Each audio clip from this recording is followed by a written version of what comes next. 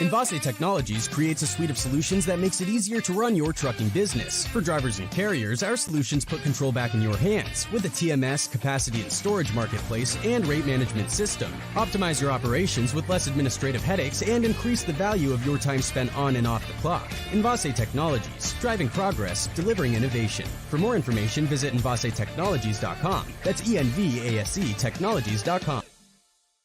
Hey, supply chainers, wherever you are in the world, this is Sarah Barnes-Humphrey with you today. Are you ready? Let's talk supply chain.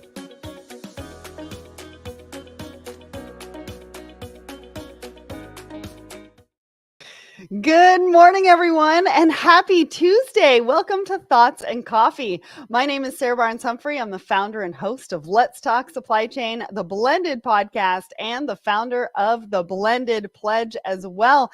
And I'm excited to be here with you today. We've got Christine Barnhart with me as my guest, and we're going to be talking all sorts of really cool things from ESG to digitalization to even labor shortages. What?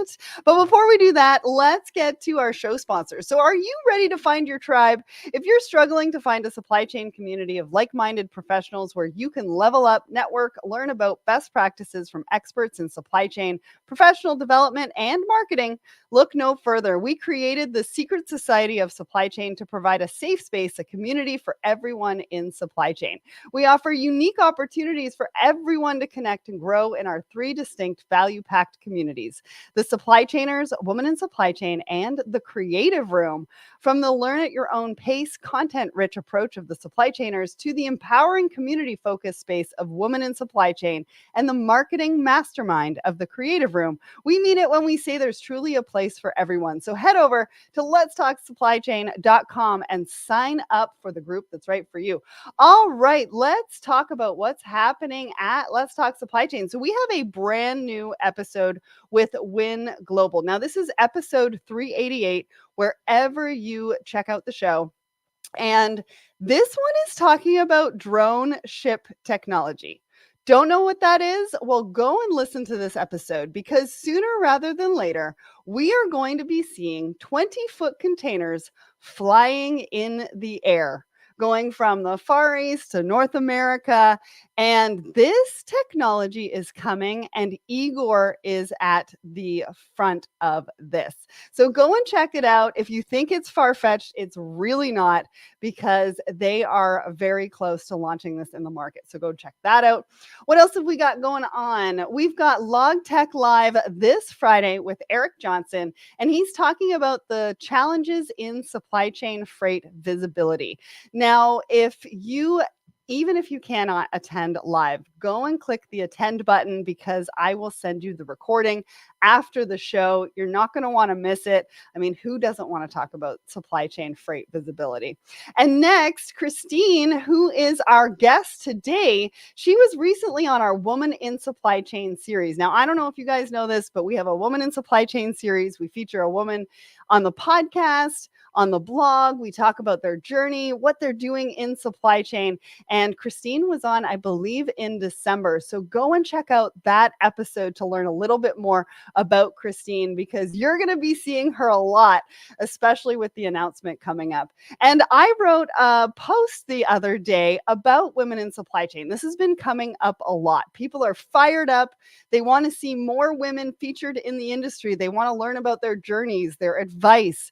And this is a post that I wrote because I'm really fired up. I love to see the support, but I also want to keep it real and showcase what it's like to actually put this type of blog and podcast together, and the kind of support that we need to keep this work going. And we need the community behind us to be able to do that. So go check that out as well. And last but not least, we have 2 remaining spots for the Creative Room. So you heard me mention this earlier. It's a marketing mastermind for marketing professionals in supply chain. We've got 2 spots left, and we are going to be kicking it off next month.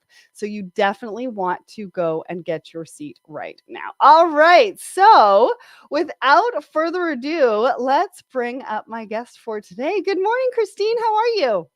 I'm good, Sarah. How are you? Good, good, good. I'm so excited to have you on the show. We've got lots to talk about. We've got something to launch and so many things. So, if anybody did not hear your episode, tell everybody who you are and what you do. I'm Christine Barnhart. I'm the Chief Marketing and Industry Officer for a supply chain innovator called Nulogy. We are that little company that's really focusing on supplier collaboration between very, very large manufacturers, a lot of big brands, and their external supply chain, their external manufacturers. So their suppliers, their co-packers, their contract manufacturers. I think that extended supply chain is often overlooked, Yes. and it to the detriment often Mhm. of both the companies that they serve and the customers that they serve. So something like 30% of manufacturing is currently being outsourced. And so I think, for us, we really feel like you have to bring those suppliers closer, and that's really what we're working on. Awesome. I love that. And it's a Canadian company. It is. It's the first time in my almost 30 years that I've worked for a non kind of US headquartered company. Very, very different, Sarah. Mhm. And like a lot of people that are as spunky as you, it definitely brings the energy up in the room. So, Canadians are now known for their energy, not just Oh their no, they're being niceness. nice. Oh no, they're Yes. nice. They're nice, and they have a lot of energy. I love that. I remember when we were at the Woman in Supply Chain Forum and you were up on stage and you were talking about working for a Canadian company and you were talking about mat leave and how we Yeah, get, I don't know, 12 to 18 months or everything. And the gasping that went on in the room because it was mostly women from the US. And they yeah. were like, "What? What is happening? How is this happening?" And that was definitely a mic drop moment. It really was. I mean, Mhm. when I started with the company, 2 people that are in my group, were on maternity leave. I didn't meet them for, like, 6, 8 months.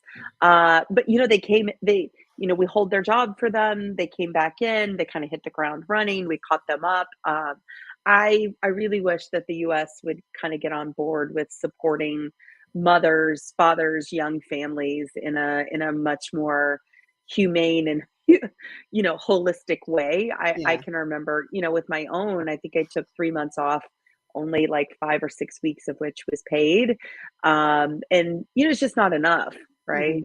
You're not yourself yet. You haven't fully recovered. And, Right. so now you're not giving your best at work or at home. So, yeah. Yeah. Yeah. And just to be clear, you live in the US and you work remotely for the Canadian company, just so Yeah. nobody gets confused about any of this. All right, Yes. let's get to the poll of the week. So we ask you all a question every single Wednesday morning, and then we go through the results on Thoughts and Coffee. Now, the question that we asked, have you ever felt hesitant to take a mental health day off work? Now, this kind of goes with what we're talking about, right? If you're not ready after having a baby to go back to work and you can't give your full self, right? This is kind of the same thing. If you can't give your full self, is it okay? And how do you feel about asking for a mental health day off work? Now, 50% of you said yes, always.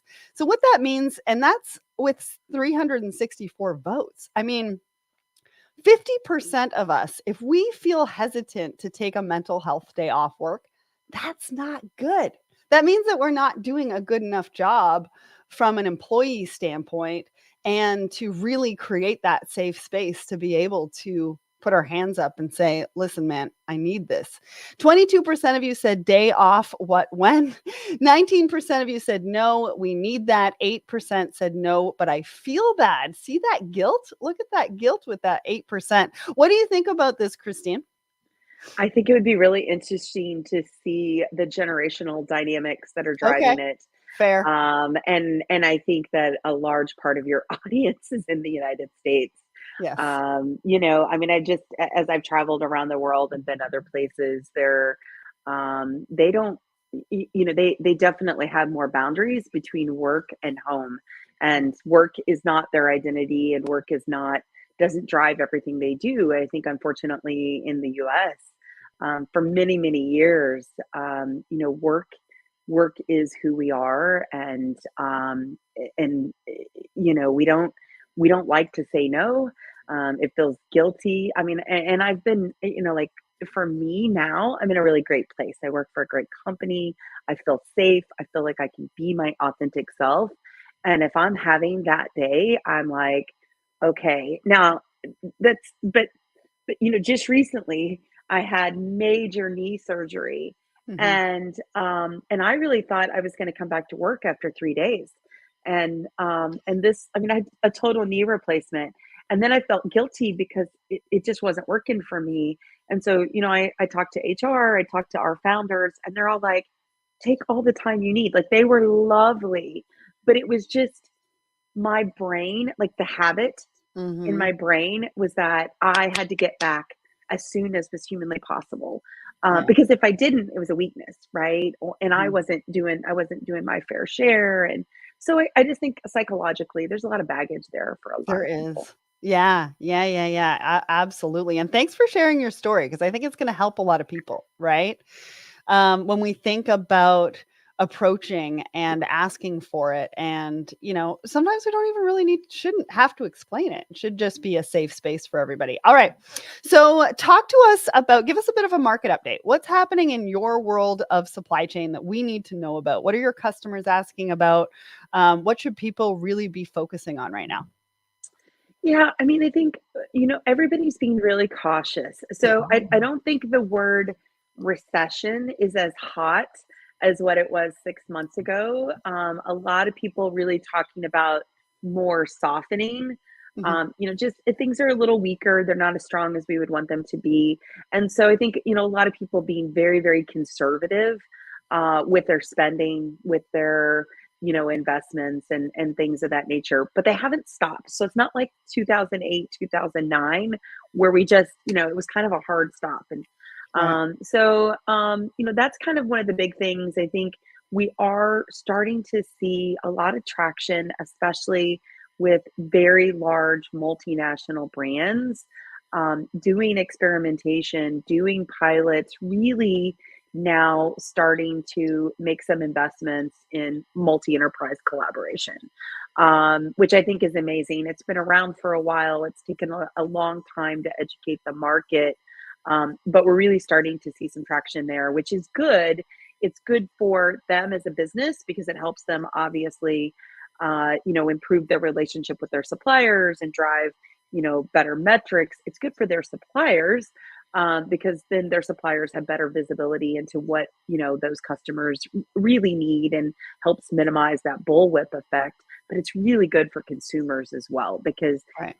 then it's a more agile supply chain. It's more flexible. You can take time out of the supply chain, which is a huge deal. Our supply chains have gotten just so long, and that means it can be, I can order something at 6 months before it's actually made. I may not notice it as a consumer because there's 100 days of inventory sitting somewhere, but that all costs us money, cost us environmental impact.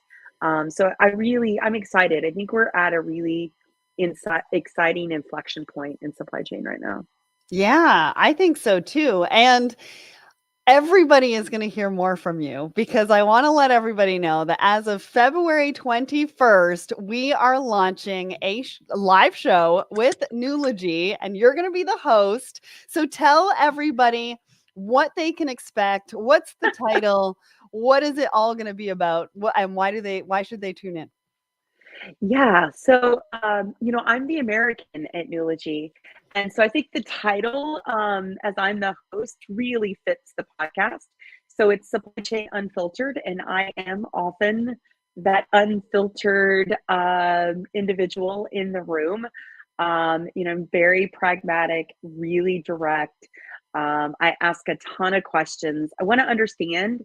So I'm super excited. I mean, I think we have a really exciting lineup of guests that we're going to work with. I'm not going to tell you who the first one is yet today. We'll save that for the marketing. But, and I think every session will be a little bit different. We'll discuss, where the market is, what's happening, maybe some cultural issues as they impact supply chain. I have such a just I don't know, ADHD background. Like I've been kind of all over, right? Like I've worked in manufacturing, I've been an engineer, I've been in supply chain. So, hopefully bringing all of that together and like asking the questions that people don't want to ask, and giving people answers that are like direct. It may not be what you want to hear, but it's what you need to hear, right?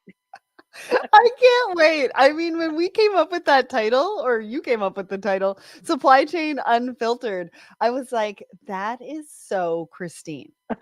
And like that explains everything to me and why I want to tune in. Yeah, maybe I should do a poll the first week and like ask people how appropriate is Supply Chain Unfiltered for Christine Barnhart as the host, and we'll like the people that know me, it'll like 100%. I know what they'll pick. So So stay tuned. February 21st. It's going to be in the morning. And we're going to start putting it out there fairly soon so that you can click the attend button, attend the first show, see what it's all about. And even if you can't attend live, you always click the attend button because we always send you the recording. All right, let's get into our first article.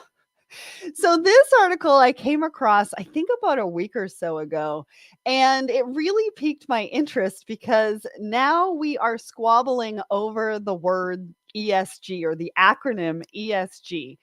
And companies don't like this ESG word or acronym because it's a political flashpoint.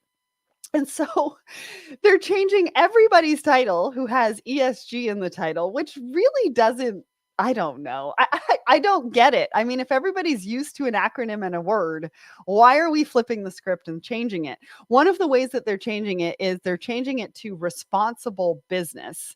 And they've said that there's no more ESG investment funds, which makes absolutely no sense to me. What is it being replaced with? So when you saw this, what were kind of your top level thoughts about why are we even putting any energy into a word? well, I mean, I Or an think there's some acronym? history. I think there's some history, Sarah, that business in general does this periodically. So, Yeah. a word or an acronym or a process has a specific connotation. Maybe we don't like that connotation, or that acronym has gotten kind of a bad name, and so we decide to change it. And the one that sticks out to me is when we were like, nope, we're not going to do sales and operations planning. Now we're going to do integrated business planning, right? Right. And when you kind of peeled back the covers, you're like, what the heck's the difference?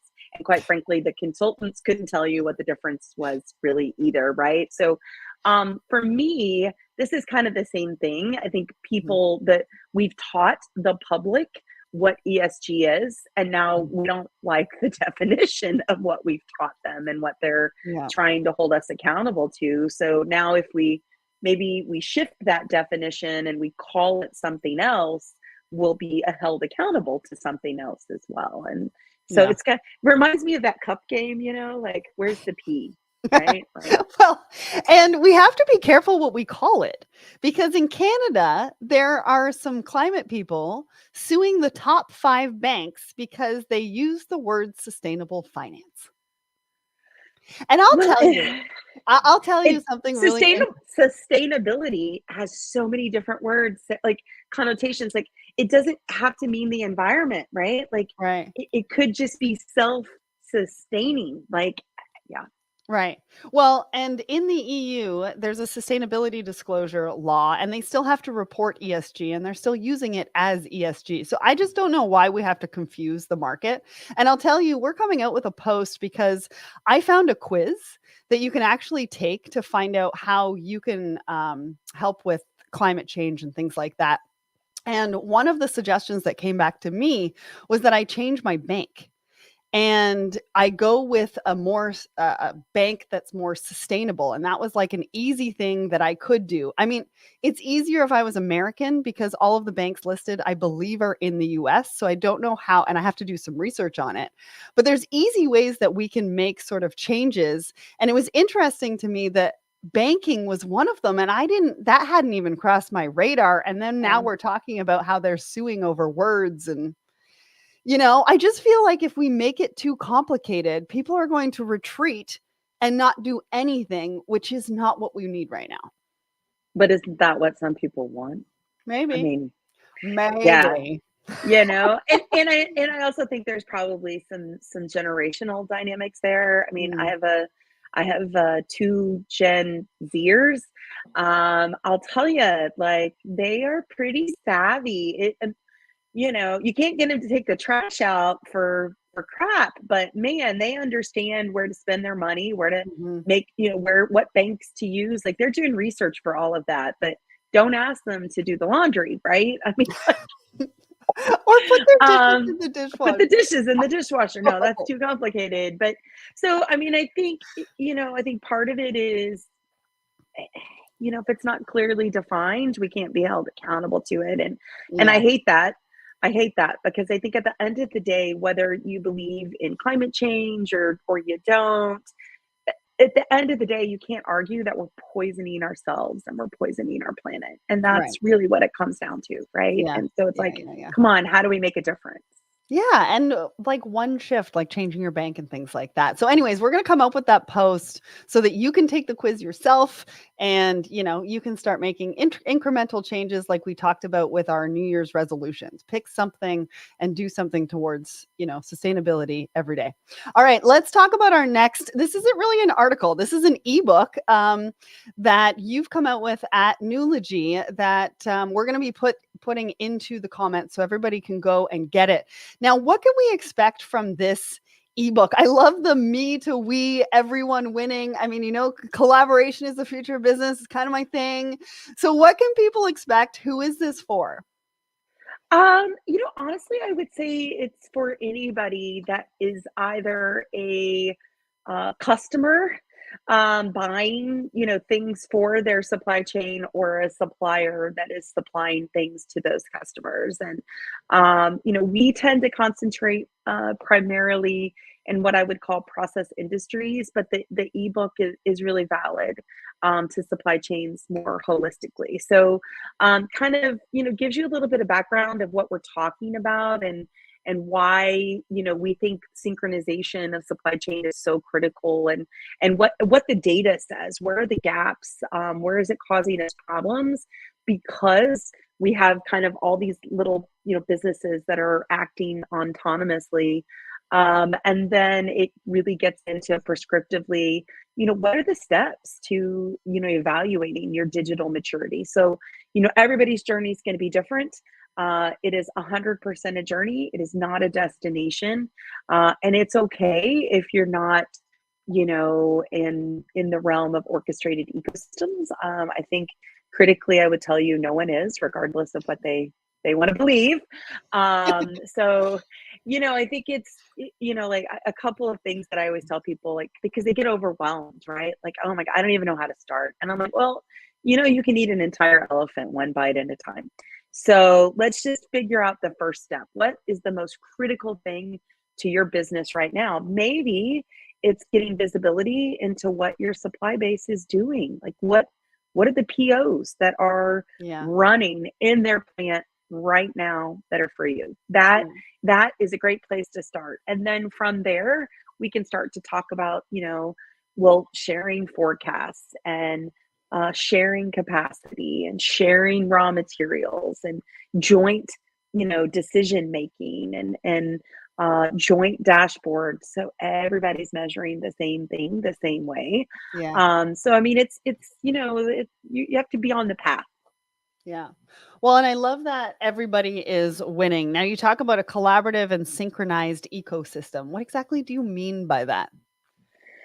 So I will tell you, there's a lot of people in the market, a lot of software vendors and consultants that are like, oh, no, I'm going to help you collaborate. Absolutely, we support collaboration, and it's more analog collaboration. It's, oh, I can help you download a spreadsheet, you can email it to your vendors can fill it out and email it back. And we would tell you that maybe that's a great first step, but it's not scalable, it's not sustainable, it takes a lot of manpower. And by the way, it's latent, it's probably full of errors, it's just not very robust.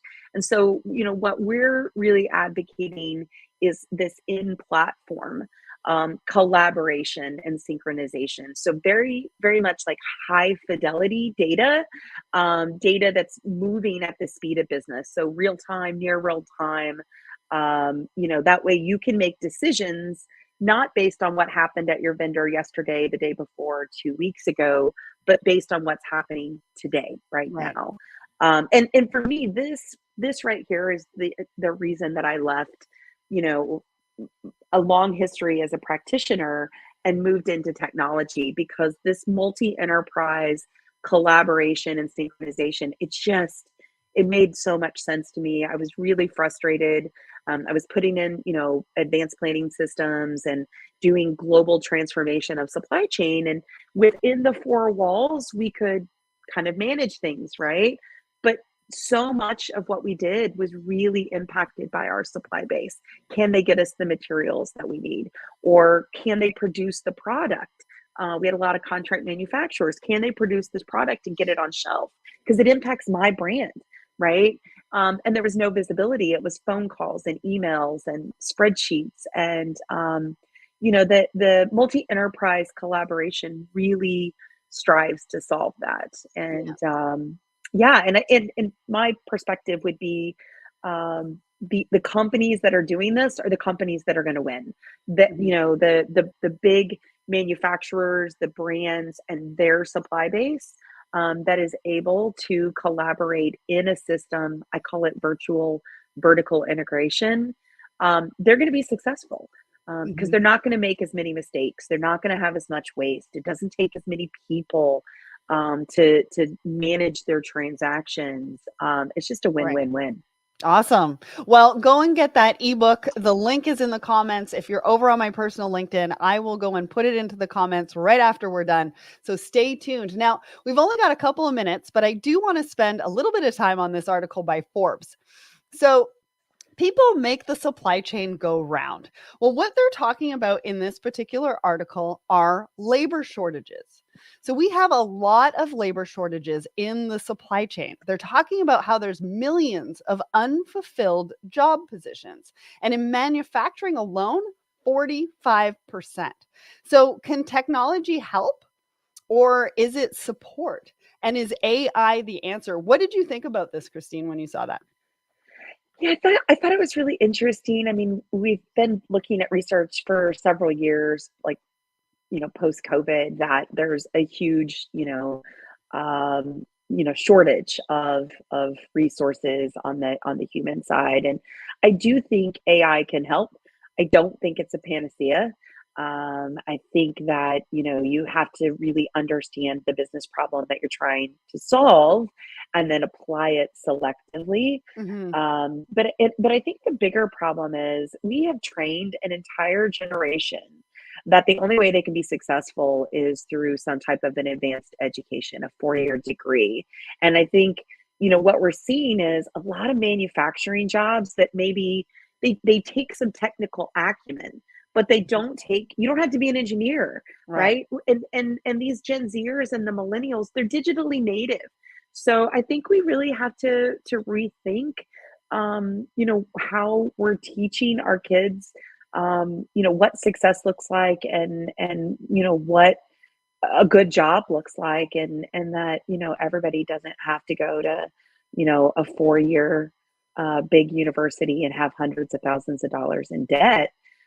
Because there are tools and processes within business that I just need you to be, intelligent and focused and excited, and we can teach you. Learn. Yeah, exactly.